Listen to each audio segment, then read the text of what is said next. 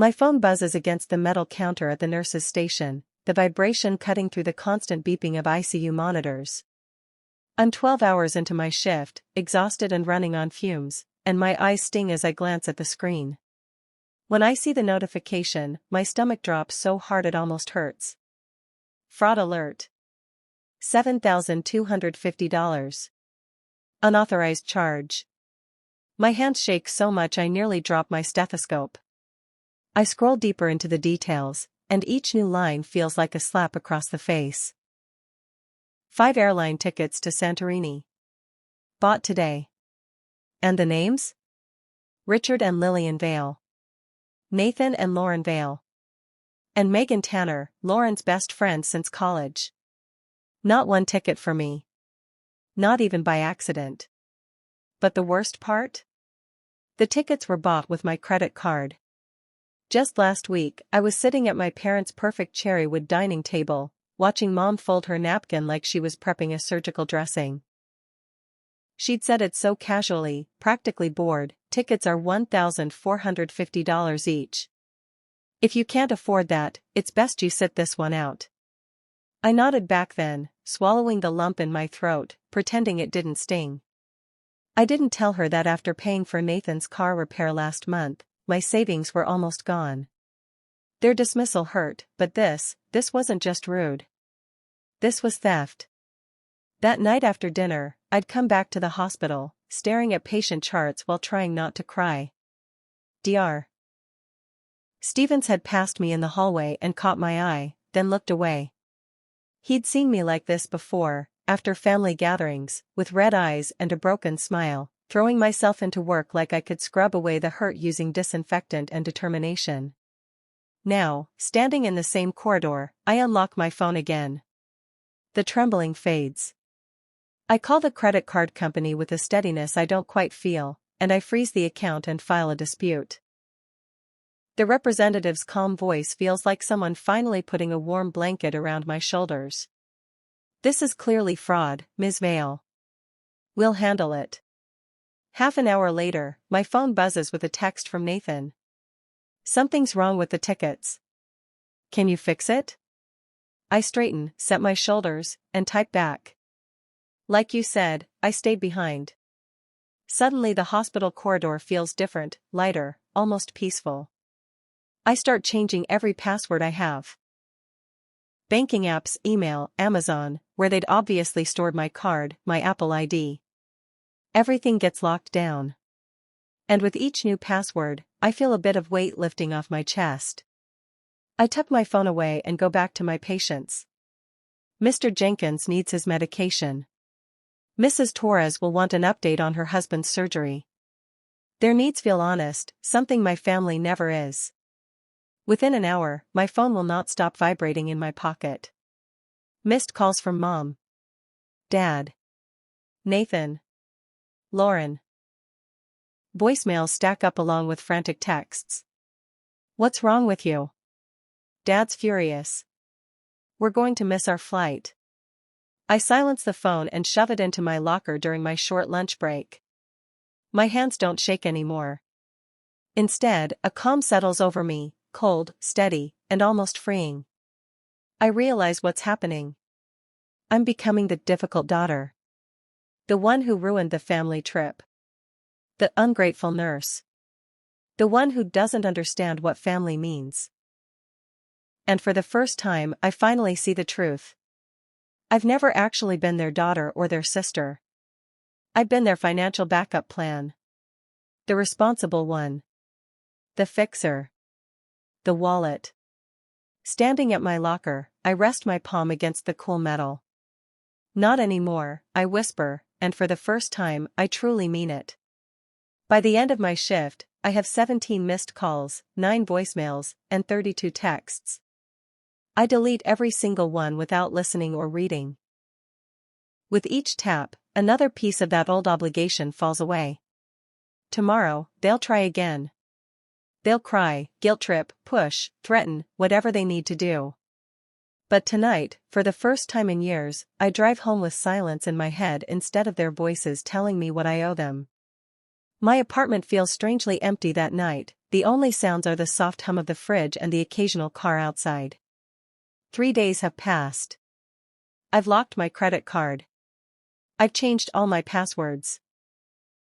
I've avoided their calls and worked extra shifts so I don't have to think about what happens next. Then the bank calls. Ms. Vale, we've completed our preliminary investigation, Marcus, the fraud specialist, says. His tone makes my stomach twist. There's something you should know about the Santorini charges. I sink onto the couch, gripping my phone with one hand and pressing the other against my chest. What did you find? The authorized user account that made the purchases belongs to Nathan Vale. My heart races so fast I can barely breathe. That's impossible. I removed Nathan as an authorized user 2 years ago, when he got married. Well, Marcus continues gently, according to our records, the account was reactivated 4 months ago through our online portal. Someone used your login credentials. The room spins. Not an accident. Not desperation. 4 months of deliberate planning. By my own brother. There's more, Marcus adds softly. We found a pattern of smaller charges starting from the date the account was reactivated. Electronics, stores, restaurants, sporting goods. I close my eyes as memories rush at me like a wave, co-signing Nathan's first apartment lease, the emergency money when Lauren's car broke down, the expensive gifts I bought even when I couldn't afford them because that's what family does. 12 years of giving. 12 years of being used. Ending in outright theft. The total unauthorized charges, including the airline tickets, Marcus says, come to $9,540. A hard, steady strength rises inside me. Thank you, Marcus. I want to pursue this to the fullest extent. We'll continue investigating, Ms. Vale. In the meantime. My phone beeps. Another incoming call. Mom again. I need to go, I tell him. Please email me the findings. I switch to Mom's call, put it on speaker, and walk to the window. Rain taps against the glass, turning the streetlights into watery stars. Emma, this has gone on long enough, Mom snaps. Your father and I have been trying to reach you for days. I've been busy. Too busy to respond to your family? Nathan and Lauren are devastated about their trip. Their trip, I say quietly, that they bought on my credit card. Dad jumps in. Honey, this is just a misunderstanding. A misunderstanding? I repeat. Is that what we're calling fraud now? You're overreacting, Dad says, his tone dismissive. These things happen in families. Theft happens in families? Good to know. Nathan suddenly pipes up. Sis, I was going to ask you first. Things got hectic with planning and I just stole $9,000 from me? It wasn't like that. Lauren's voice breaks through, already crying. You're ruining everything because you're jealous. You always do this, make everything about you. I rest my forehead against the cold glass. How long have you known Nathan was using my card, Mom? Silence. Then Mom sighs. Well, he mentioned borrowing it for some small things. We assumed you knew. You assumed. Is this how you repay everything we've done for you? Mom snaps. After all our sacrifices? Your father's retirement party is next month, how will this look? I turn away from the window. Like theft has consequences? Don't be dramatic, Dad says. Remember who co-signed your nursing school loans. This family has always supported you. The threat is obvious. I sit at the kitchen table, already calculating what it will cost to be completely independent, refinancing my loans, maybe changing jobs, moving to an apartment my family doesn't have keys to. You need help, Nathan says. Everyone knows how hard you've been working. If people at the hospital hear about this mental breakdown. Don't threaten me, Nathan. My voice is so calm it scares even me. My phone buzzes. An email from Marcus. Subject, fraud investigation, confirmation. I need to go, I say, cutting them off. The bank just confirmed everything. They're opening a full investigation. I end the call before anyone can respond. The official letter sits on my phone screen with the hospital-style formality, letterhead, a case reference number, and confirmation that all the charges will be reversed while the investigation continues.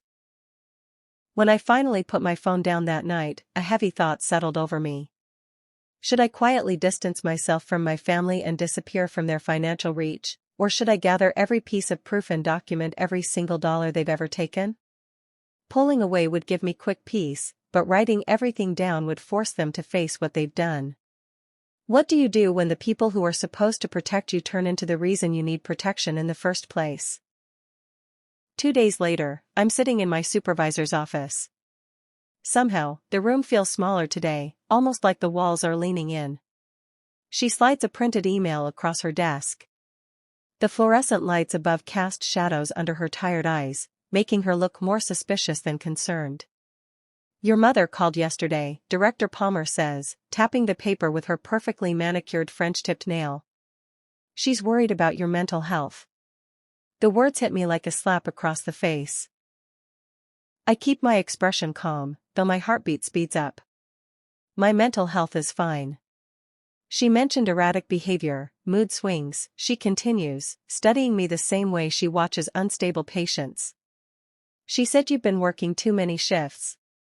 I work exactly what I'm scheduled, I reply, my voice even. Plus the occasional voluntary overtime. She suggested you might be experiencing a breakdown from overworking. Of course she did. I can practically hear my mother's sweet, gentle voice, pretending to care while poisoning my reputation at the one place where I feel safe, capable, and respected. My performance reviews are excellent, I say. My patient care hasn't suffered. Director Palmer nods, but slowly. That's why I found the call concerning. I leave her office with a freshly signed evaluation, exceeds expectations in every category, but my hands tremble with anger as I turn my phone back on. 3 missed calls from Aunt Judith. 1 from my cousin Melissa. A message from one of Dad's golf friends asking if I'm doing okay. Nathan's social media posts pop up next. Some family ties feel less like connections and more like chains. Lauren has posted a tearful selfie, and already 17 sympathetic comments are piled underneath. They're creating a fake narrative, a whole fortress of false concern around me, and somehow, it's working. When I get home, I check my accounts again. It has become a reflex, though every time I do it, I feel my pulse spike. My emergency fund, the one I've been building since nursing school, has dropped by almost $4,000. Linked accounts. Automatic transfers I never approved. My legs give out, and I sit heavily on my bed, trying breathing exercises that don't slow the panic hammering through my chest. For 3 years, I've been paying Nathan's car insurance just until he gets that promotion. Last Christmas, I covered Mom's knee surgery copay when Dad was between funds. I paid Lauren's graduate school application fees because she needed support. Every night, I lie awake doing math. $9,540. And that number spins around my brain at 3 a.m. when I should be asleep. At 4 a.m., I finally drift off, only to bolt awake an hour later wondering what else they've taken that I haven't uncovered yet. That week, I started keeping detailed records of everything. Every check I've written.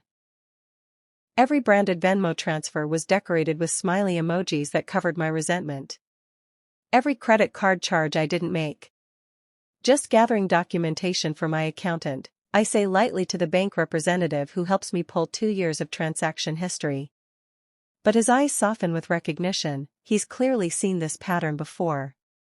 My phone won't stop buzzing with concerned relatives. So every night, I open a secure app and record audio notes, keeping track of the truth before their voices twist it. April 12th, Nathan said his checking account was frozen and borrowed $600 for rent. He's had 3 promotions since then. Still hasn't repaid a penny. May 29th, Mom said I was being obsessive about money when I mentioned Nathan's unpaid loans. July 8th, Dad claimed he never knew Nathan used my card, even though he was literally at the airport when the charges were declined. These recordings keep my thoughts organized when their guilt-tripping starts to blur my reality. The next Wednesday morning, I walk into work and see a coffee cup sitting on the nurse's station counter with my name written on it. Dr. Harrison nods from across the hallway, the light catching in his silver hair. Under the cup is a folded note. Whatever you're going through, you're handling it with grace. Some family trees need pruning to stay healthy. The kindness almost breaks me open. I slip the note into my pocket and carry it through the rest of my shift like armor. That evening, a knock on my apartment door made my stomach twist. I look through the peephole and see Dad's tired, weathered face. The creases around his eyes look deeper than usual. "Your mother sent me to reason with you," he says as soon as I open the door. "No hello, nothing. This whole thing is getting out of hand." I step aside to let him in, but keep my distance. "It got out of hand," I say quietly, "when you watched Nathan steal from me and said nothing." Dad sighs and drops his keys on my counter like he owns the place. "Look. I know Nathan made a mistake." "A mistake is something accidental," I reply. "What he did was deliberate. He used my card for months. He's offering to pay back half," Dad says, like he's offering me a prize. "We can clean this up before your mother's birthday." I laugh, a short, hollow sound. "Half? Of the money he stole from me? He's family, Emma. So am I." And to my surprise, my voice is firm. Strong. "I'm not angry that you needed help. I'm angry that you all took it without asking." Dad's expression shifts. For the first time, he looks startled, maybe even guilty. "We didn't." "You did," I interrupt. "All of you. 4 years." As the words escape my mouth, I realize they're true. This is bigger than one credit card charge. It's a lifetime of being the reliable one, the responsible one, the financial cushion everyone else lands on. "We're your family," Dad insists, like that one word should wipe everything away. "Family respects boundaries," I say. Family doesn't drain someone's emergency savings and then call their boss to question their mental health. Dad leaves without the reconciliation he came for. I slide the deadbolt shut behind him, and the click feels like freedom. The next morning, my phone lights up with an unexpected message from Victoria, Nathan's ex-wife. I saw Nathan's posts. He did the same thing to me. I have records if you need them. Later that day, Dr. Harrison stops me in the hallway. "We're short-staffed next weekend," he says. "Double-time pay for overnight shifts if you want them." He doesn't ask why I need extra money or offer forced sympathy. Just a practical offer with no emotional strings attached. The contrast to my family almost knocks the air out of me. That night, I opened a brand new spreadsheet. Line by line, I write down every loan, every gift, every favor, every dollar I've handed over to my family. The total, $9,540, stares back at me, sharp and undeniable. As I'm working, an email comes in from Aunt Judith. "Need to discuss some inconsistencies in the family trust accounts. Call me when you can." My finger hangs over the share button. The family group chat is one tap away. For the first time in so many years, I feel not just anger, but real power. The clean power of truth and proof. The invoice is ready. The next morning, sunlight pours through my kitchen window as I open the accounting software I learned about in the hospital's financial literacy workshop. It's meant for insurance billing, but today, it's for my family.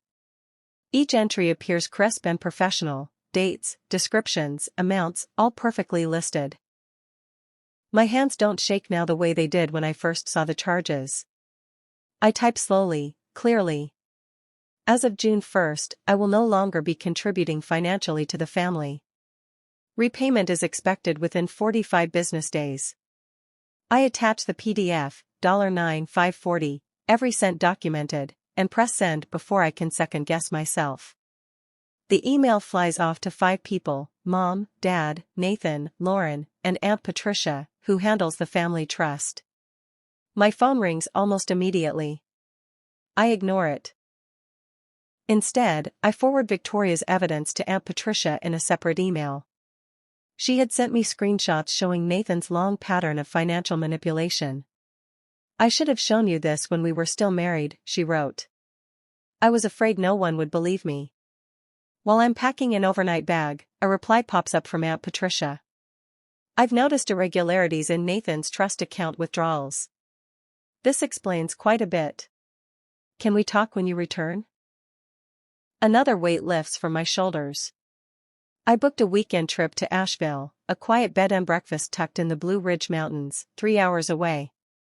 Just far enough that no one can reach me.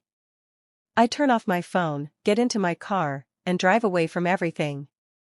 While I'm gone, the family explodes into chaos. Dr. Harrison fills me in when I get back to work Monday morning, his salt and pepper eyebrows lifting over his reading glasses. "Your brother's been busy," he says, sliding a coffee toward me at the nurse's station. "He's telling everyone you faked those financial documents to make him look bad." I take a sip, not even surprised. "Let me guess, did it blow up in his face?" "Spectacularly," he says. "His ex-wife, Victoria?" She dropped even more proof in the family group chat. Bank statements, screenshots, everything. "Your cousin Caroline even called me looking for you. Said she always wondered how your brother magically had money." I shake my head, remembering the 8 frantic voicemails waiting for me when I turned my phone back on. Mom had apparently started a whole emotional campaign, calling relatives to get them on her side and paint me as cruel for attacking Nathan. But it backfired. 5 different family members messaged me privately to show support. Uncle David's text was the best: "About time someone called them out. Your grandfather would be proud." "That's not even the highlight," Dr. Harrison adds, lowering his voice. "The bank called Nathan in for an interview about possible fraud." I should feel victorious. Instead, a dull ache settles in my chest. My family's entire financial facade is collapsing, and it hurts more than I want to admit. That evening, while packing for another quiet weekend away, this time a lakeside cabin where I can actually fish, I find myself wondering whether asking for repayment is enough. Or if I need to cut ties for good with people who saw me as a resource instead of a daughter or sister. Would you walk away completely? Or keep them at a distance? The next week brings unexpected allies. Victoria sends more bank statements, lining up dates when Nathan pulled out cash right before I loaned him the same amounts. The pattern becomes painfully obvious. "I kept these because my divorce lawyer needed them," she tells me over coffee. "I didn't think they'd help you too." Then Aunt Patricia calls. "I've frozen Nathan's access to several trust accounts for now," she says in her firm, no-nonsense tone that used to terrify me as a kid. "This isn't just about you, Emma. I have legal responsibilities to the trust." But the biggest surprise comes from HR at Dad's old accounting firm. "Ms. Vale, we're reviewing old expense reports your father submitted. Some show concerning patterns.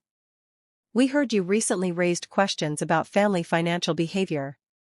Would you be willing to speak with us?" I agree, sticking to facts only, not defending him, not accusing him. When the call ends, I feel sick, but also strangely steady. That whole week, pieces of my family's financial house of cards keep falling. I should feel triumphant, but all I feel is a slow, quiet heartbreak over who they've become. At the hospital, I ask for extra shifts, grateful for work that's clear, clean, and real. By Thursday, Lauren starts posting vague messages online about being betrayed. By Saturday, she's crying in videos about their unexpected financial hardship and how they might have to cancel their Maui anniversary trip. Dad loses his consulting privileges after the firm finishes their investigation. He doesn't tell me, I hear it from Uncle David, who just sounds tired. Then more messages arrive from relatives, ones who never reach out. "Cousin Caroline, I didn't know any of this. I'm sorry I didn't pay attention sooner. Uncle Robert, your grandmother would be horrified they treated you like this. Aunt Susan, we should have stepped in years ago. Mom's message comes last. Surprisingly short after weeks of dramatic rants. We need to settle this. Family dinner. Sunday at 5. Your father and I will cook. I stare at the screen, knowing this is it, the final showdown. And for the first time in years, I feel zero obligation to say yes. Sunday, I park across the street from my parents' house, arriving 15 minutes early. The April sun warms my face through the windshield as I look over my notes one last time. Every date, every number, every transfer listed clearly. I prepared for this like a critical patient handoff. Mom texts, "We're ready whenever you are." Ready, as if this is some casual family dinner, not their last attempt at control. Inside, the fake normalcy hits immediately. Dad's reading glasses on the coffee table. Mom's arranged tulips in the crystal vase I bought her. The smell of lemon polish. Nathan and Lauren sit stiffly on the sofa, trying to look respectable. Nathan's hair is combed perfectly. Lauren's makeup is soft and careful. It's an act. Everything in this room is an act. Emma, Mom says with a tight smile, gesturing to the chair facing all of them. Thank you for coming. We've been so worried. I sit, placing my messenger bag beside me. I appreciate the concern. Dad clears his throat. We think there's been a misunderstanding about the credit card situation. A misunderstanding? I repeat flatly. We'd like to offer a compromise, Nathan says, leaning forward like he's suddenly reasonable. We can pay back part of the airline tickets if you drop the investigation. Mom nods quickly. It's the best way to move forward as a family. As a family, Dad echoes, avoiding my eyes. I let the silence stretch until Mom shifts uncomfortably. You know, she finally murmurs, lowering her voice as if she's worried I'll cause a scene. Dr. Hendricks mentioned you've been under a lot of stress at work. Sometimes stress makes us overreact to small issues. The familiar heat rises in my chest, but this time it guides me. My anger finally has a purpose. I brought something, I say, reaching into my bag. I place my leather nursing school portfolio on the table and open it. Inside is a stack of papers, statements, transfers, messages, sorted by date. This is 8 years of financial manipulation, I say calmly, spreading them out. Nathan's car repairs. Lauren's boutique debt. Dad, your property taxes last year. Their eyes follow every page. I've also found a new apartment, I add. One you don't have keys to. Nathan's jaw tightens. And I refinanced my nursing school loans, I say, meeting Dad's eyes. Without your co-signatures. Everything was finalized yesterday. Mom goes pale. You can't afford the interest on your own. I can. And I am. I straighten the pages. I'm done proving myself to people who treat my hard work like their safety net. Dad's shoulders sag. We never meant. This isn't about money, I interrupt softly. It's about respect. And boundaries. You've taught me that I'm only valuable to this family when I'm useful. Dad looks at me, something shifting in his face. We've taken advantage of your reliability, he admits quietly. 4 years. Mom shoots him a glare, but he doesn't look away. I stand, walk to the entry table, and place my set of house keys down with a soft clink. Mom jumps to her feet. What are you doing? Setting boundaries. After everything we've done for you? Her voice shakes. The dance lessons, the college applications. That's the problem, I say. You act like basic parenting was a loan I owe you for the rest of my life. Silence snaps through the room. Nathan stares at the floor, then lifts his head, eyes red. I used your card without permission, he says, voice breaking. Not just for the tickets. 4 months. I know your Amazon password. I set up autofill for your card, Nathan admits. Lauren finally breaks. I knew about it, she whispers. We both did. Your card was declined at the airport because we'd already maxed it out on other things. I take in this last betrayal with surprising calm. Then I turn to Dad.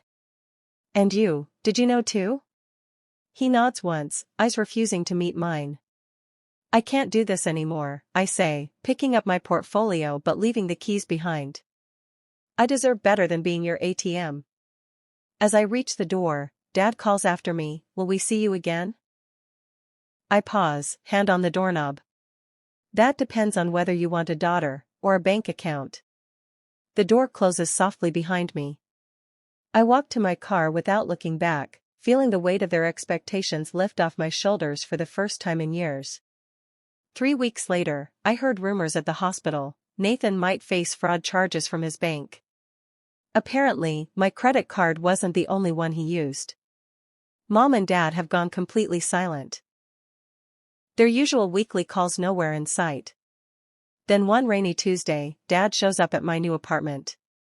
Bloodshot eyes, standing in the doorway, refusing to come in. I enabled all of it, he says simply. I should have protected you, not used you. I'm sorry, Emma. I nod, accepting the words, but I make no promises. The following month, a certified envelope arrives. Inside, a check for $9,540. Exactly. No note needed. I place it on my kitchen counter and realize clearly. Freedom isn't always about forgiveness. Sometimes, it's just about finally being seen. 3 months later, sunlight pours through my uncovered windows, painting warm patterns across freshly painted walls. No more dull beige, now it's vibrant teal and sunny yellow. I hang a watercolor landscape I painted last weekend beside the window, where morning light hits it perfectly. My phone chimes from the kitchen counter. For the first time in months, my shoulders don't tense. No dread. No fear of unexpected charges. No family demands. How's the new place looking, doctor? Text Stephen, with a photo of houseplants from the hospital gift shop. I sent a quick reply, a photo of my thriving new collection on the east-facing balcony. Beyond the plants, Denver's skyline glimmers. After my shift tonight, I'm leading a financial literacy workshop for new nurses. Protecting your money while caring for others seems like the perfect lesson after everything I've learned. Already, 3 younger nurses have booked private sessions about setting family financial boundaries. My easel stands in the corner, no longer collecting dust. Last night, I stayed up until 2 a.m. painting a landscape of the Colorado mountains. I'll hike this weekend. Losing myself in art again feels decadent after years of never enough time. My phone chimes again, this time a family group text, another veil gathering next weekend. Mom included me. I type a simple reply. Thank you for thinking of me. I have other plans that weekend. No apologies, no excuses, just calm, clear boundaries. Instead, I'll be having dinner with Jonah at a new Riverside restaurant. Our 3rd date. His calm, direct presence is a welcome change after years of navigating my family's emotional traps. Last week, he asked about my family. Normally, that would have sent me into a panic. But I said simply, we're taking some space from each other right now. Surprised at how easy it was to say. He nodded. No judgment. No pressure. Just understanding. Love doesn't have to cost your peace. Tonight, Victoria, Dr. Harrison, and my aunt are coming to celebrate what Victoria jokingly calls my financial independence day. A small gathering of people who supported me when I needed it most, expecting nothing in return. My aunt called yesterday, I have something for you, just a small gift to mark the occasion. When they arrive, her package sits on my coffee table, a framed calligraphy quote. You are not responsible for other people's comfort at the cost of your peace. The words shimmer over a watercolor background in my favorite blues and greens. We toast with sparkling cider in my new glasses, to boundaries that protect peace, people who respect them, and mornings that feel light instead of heavy. The next morning, I drove to Denver Memorial Hospital's foundation office. The receptionist looked surprised when I hand her a check for $9,540. "I'd like this to establish a scholarship for nursing students supporting their families," I explain. "Sometimes the caregivers need care too." Walking back to my car, I feel lighter than I have in years. On the dashboard, my confirmation for the Advanced Cardiac Certification Program and a brochure for the Telluride weekend Jonas suggested. Back home, I pause at the shadow box hanging in my living room. The cashed check from my family, mounted beside my old house keys, not a trophy, just a reminder of growth. On my balcony, I water my new plants as morning sunlight spills across the city. I watch the sunrise, thinking, sometimes healing doesn't require forgiveness. Sometimes it's just moving forward without looking back. What would you choose? Did you enjoy the story? Where are you watching from? Tell me in the comments. Thank you for all your love. I can't wait to read your thoughts. On the screen now, 2 more true life stories I recommend. There's so much more on the channel. Don't forget to subscribe. See you in the next story, with love and respect.